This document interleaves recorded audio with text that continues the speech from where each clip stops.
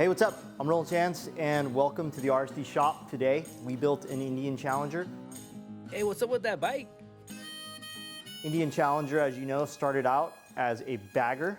It started out as a 800+ pound motorcycle, ready for long distance travel, two up, kind of the whole nine. This bike now, as you see behind me, is a race bike, which is crazy in itself. The fact that we turned a bagger into a race bike seems like a crazy idea, and it is.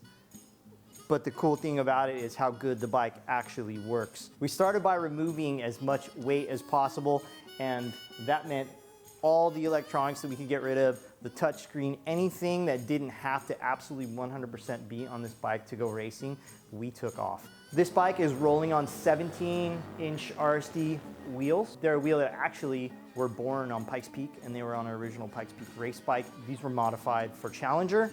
A 17.3.5 front, 17.6 rear, and Dunlop Q4s, front and back. These tires are sticky, they work incredible. The motor we raced on at Laguna was a stock 108-inch motor. Our boy Frankie Garcia rode the bike to a third place finish after looping it out in qualifying. And we had to smash the bike back together.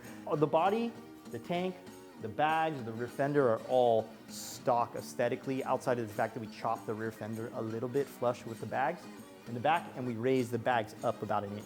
It was like a struggle to figure out what we wanted to do aesthetically, because we didn't want to make it ugly, but we wanted to make it interesting, and more importantly, we had to make the thing sit right and feel right, because the stock seat height is another 11 inches shorter than what's on this bike. We did an adjustable rear shock linkage that allowed us to raise or lower the bike 1 inch. The stock shock on Challenger is actually a Fox.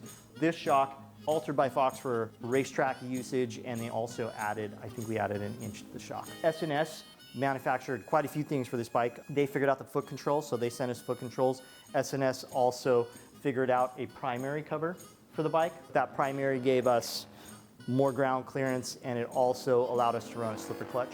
This has got an S&S 2-in-1 stainless exhaust system on it as well. The first system we got, full prototype stuff. So S&S also gave us triple clamps. So we did FTR 1200 forks, which we gave to GP Suspension. GP Suspension modified the forks, we brought them back. Paired with these adjustable S&S triple clamps gave us the proper geometry. And I gotta give a lot of credit to S&S for helping to figure that information out. We used our risers and a pullback setup. It's a brand new riser setup from RSD, and that gave the bike the riding position that we wanted, brought the handlebars where they needed to be. These are Kraus FM bars, ASV levers on the bike, and they really help when you fall down.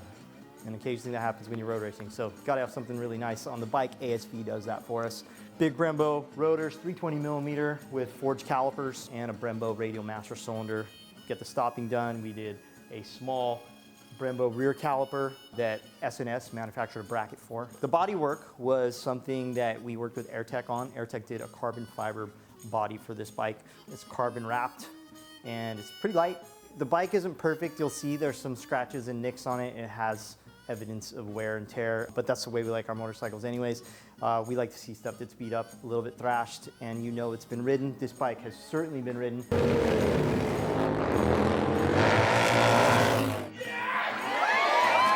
We're like learning as we go with this thing. Every time we go out and ride it, we just kind of tweak it a little bit more, tweak it a little bit more. We got back from testing, we modified the exhaust a little bit, and now we got plenty of ground clearance. So it's kind of ready to ride as fast as you want. Lean the thing over, and you don't see how fast you can go in a bagger.